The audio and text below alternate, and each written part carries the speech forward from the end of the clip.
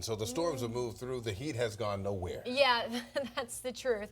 Maybe a degree or two cooler for tomorrow. We don't have a heat advisory for tomorrow, but we're just on that threshold. And that's because we've had the rain recently, as well as the extra cloud cover. But I mean, it's still hot and uncomfortable. It's not like we're getting a fall so we go breeze from 97 to 96. Exactly. Thank you, Colleen. Yeah, I know. I'm doing my best. Storm reports. All right, I wanted to bring this up because there were a lot of strong storms today across the U.S., especially the eastern half of the U.S. You may see a couple stories come out, especially, I know it's probably because I have friends and family up there. Frank was just talking about his friends and family over in Oklahoma. They had some wind reports. But over in Jersey and Pennsylvania, they've had some very strong winds, microbursts, which they don't have too often. So really, really strong storms move through parts of the country today. What about here at home? Well, last night we had our thrill of severe weather, but today, not so much. We did have some storms out there. They just weren't severe warned storms. In fact, the only storm report that we have clocked in here would be a 43-mile-per-hour gust, and that was recorded at Tampa Executive Airport. And that was earlier this afternoon, around 4:41, just before the 5 o'clock hour.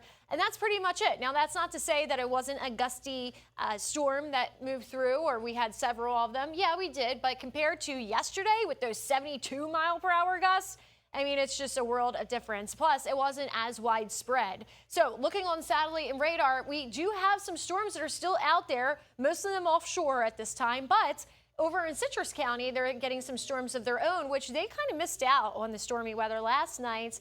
Most of us are dry, but you can see on that that western edge moving off to the east, we have some of that rain. We did have some lightning out there, but it looks like that particular storm is weakening. What to expect overnight? Here we go, walking through futurecasts. Going into the overnight hours, not much. This model did pull back on some of the moisture. I do believe that we can still get a couple isolated showers for tomorrow morning. This is at 6 a.m. Let's look at 10 a.m.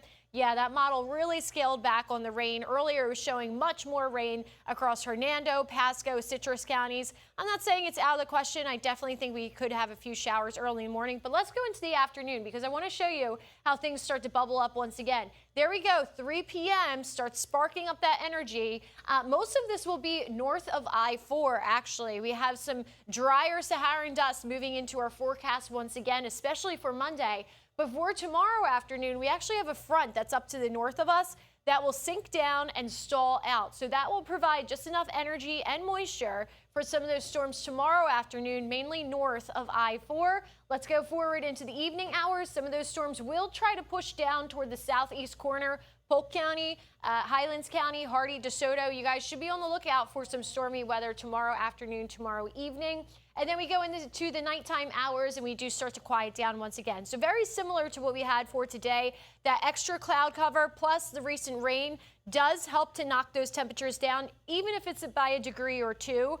Temperatures right now are in the low 80s, especially closer to the coast with that 89-degree Gulf temperature. We have some upper 70s across our interior locations, so that's nice because it's been quite some time since we've had some 70-degree temperatures sticking around in the overnight hours. Lately, it's been around 80 degrees, and that's what it will be for Tampa. But again, some locations a little bit further out to the east there, slightly more relief, slightly. For tomorrow, 93 for the daytime high, feeling a little bit hotter than that when you factor in the humidity. Keep that in mind, but looks like we will just miss that threshold for a heat advisory. Saharan dust, look at this, big plume of it on the way for Monday. So that means that it will be hazy out there. Plus, if you're somebody that's sensitive to poor air quality, got asthma, COPD, any breathing issues, you may notice a little tickle in your throat, be hard to breathe, and also hazy but beautiful sunsets. That's all coming with that dust on Monday. 7-day forecast, 90s, stick around with us with low rain chances throughout the week.